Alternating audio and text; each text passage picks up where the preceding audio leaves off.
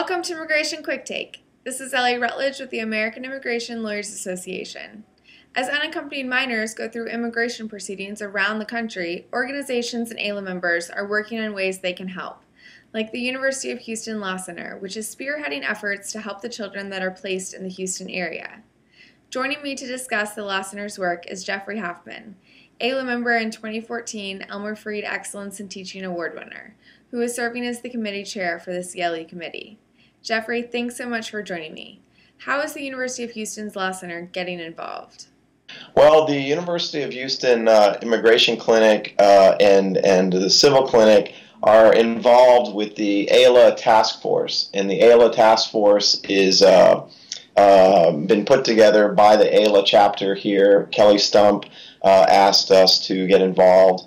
Basically, what we're doing is creating several different CLEs in the next several months that will address UAC issues. In addition, as we always do, is doing intakes, and we're going to be concentrating, especially in the next few months, on intakes relating to UACs. We also are going to come up with have come up with a process where people can be paired with mentors.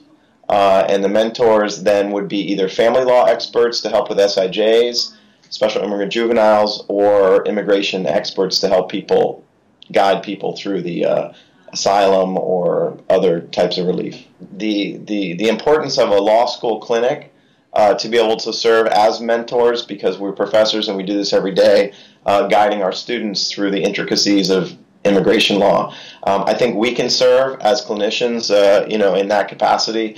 Also, other people in the private bar who may be very active in AILA, I think they can serve as mentors. And so I think that's one really important component in trying to get people out there to help UACs.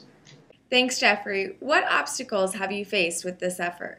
The real issue, I think, is trying to figure out the logistics of coordinating among these agencies. So we're right now coordinating with Catholic Charities, YMCA, Kids in Need of Defense, Tahirih. We have a lot of different agencies. We're blessed here in Houston to have so many different pro bono agencies that are able to coordinate. But trying to figure out the logistics of how the volunteers are going to come into the system and then be paired with mentors, I think that's an obstacle, and we're still ironing those issues out. I think the other major obstacle is the uncertainty in terms of how this process is going to work. And obviously, the kids are going to come from various places like Artesia and the border, and they're going to filter into Texas and into Houston. And so we don't know exactly how many kids we're going to get. We don't know how many people are going to be needing service.